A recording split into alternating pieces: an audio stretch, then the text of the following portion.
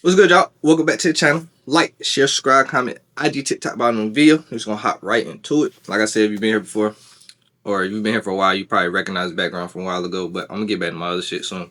But today we will be doing an update on EBK Jaaybo. This video probably might not be too long, but if you're unfamiliar with who EBK Jaaybo is, EBK Jaaybo is a rapper out of Stockton, California. He's actually, before he kept getting in trouble, he's actually, very, very popular. It's not like we just talking about nobody. He was actually a pretty big thing. So it's sad to see this update for sure. But if you didn't know, if I remember correctly, is May of 2025. I actually did a dash cam video on this, and I've done multiple videos about the situation. But if you want to see the dash cam video of him getting arrested and things of that sort, just go to my channel. The video probably not even 3 weeks till my fault. So if you want to see that, just go look at my channel. But if you didn't know, EBK Jaaybo had got arrested in Arkansas because he was caught along with his manager and another one of his friends from Stockton.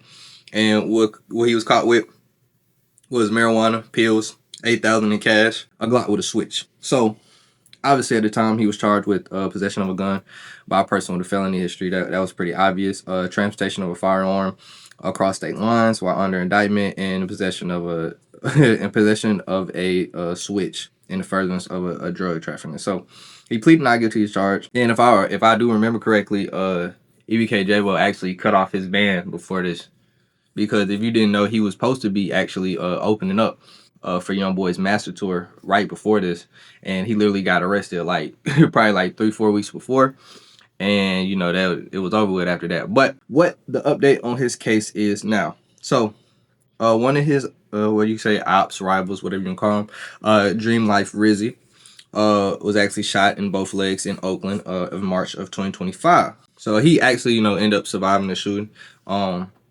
Which is, I'm glad for him. I hope he make a recovery. I mean, he made a recovery, and I'm glad he's still alive, and hopefully, he can do something else with it. But the issue is that this gun, this Glock with a switch that was used, that was found on EBK Jaaybo, has been linked to the shooting of Dream Life Rizzy. I don't even know what to say that. So this right here, now EBK Jaaybo, I think he was already, if he was convicted of all these charges, I think he was already facing about 2025. Because he already has a felony history. But with this, he is now facing over 30 years because obviously they're going to, attempted murder. now this has become an attempted murder case, and you throw that on top of being caught with a switch and further for drug trafficking case, being found with pills, weed, especially in Arkansas of all places. It's not gonna go too well. It's not gonna go too well. So yeah, I'm trying to find more details about the actual shooting of Dreamlight Rizzy. It just really says that he was shot in Oakland. He got to, they shot in the leg, non-fatal injury. Drove himself to the hospital, denied who shot him, and then yeah. But I guess since the fact that he was released and he did not have a shot, I guess, because he was shot, the hospital, took, his stuff matters in their own hand with the bullets and things of that sort. So they, were able to transport that to police. Police kept that in possession. And that's probably how they were able to tell as well, the shells. I mean, I doubt, well, on a pistol, you're not really using a shell catcher you're not really using a shell catcher on a pistol. So that's also, they probably left some shells at the scene as well. I mean, even though he drove himself to the hospital, obviously, the hospital things as well, they probably told the police, and the police, did their own investigation, as well as people probably called the cops, things of that sort. So, like I said, it's not really much like details about the actual shooting of Dream Life Rizzy, but you can assume from the details that, people, the police went snooping around, and it probably wasn't hard to figure out. Now, what's crazy to me is EBK Jaaybo, for how talented and how promising his career for was, and the fact that you was finna open up for Young Boy, damn near the biggest rap artist in the game right now, like hottest for real, especially summertime, hottest for real, and you couldn't just get your life. I didn't understand cutting off your man. I don't understand, because I felt like, yeah, obviously he was in a bunch of legal trouble and things of that sort, but there's no way that you went through like, yeah, I can do the tour, and you didn't even try to go to legal proceedings to see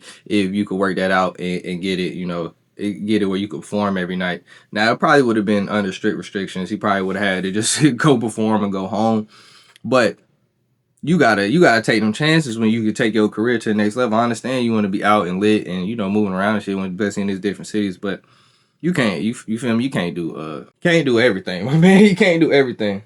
And some people probably be like, nah, they know where he at, location. I mean, the same thing with YoungBoy. YoungBoy wasn't on house arrest, things that sort. But YoungBoy obviously has people, he's got into it with that probably want to still do things to him, and he got tour dates. You know where YoungBoy was gonna be every night, even with that thing, that one video that scared the hell out of me when he was coming down the thing, and all them niggas rushed him.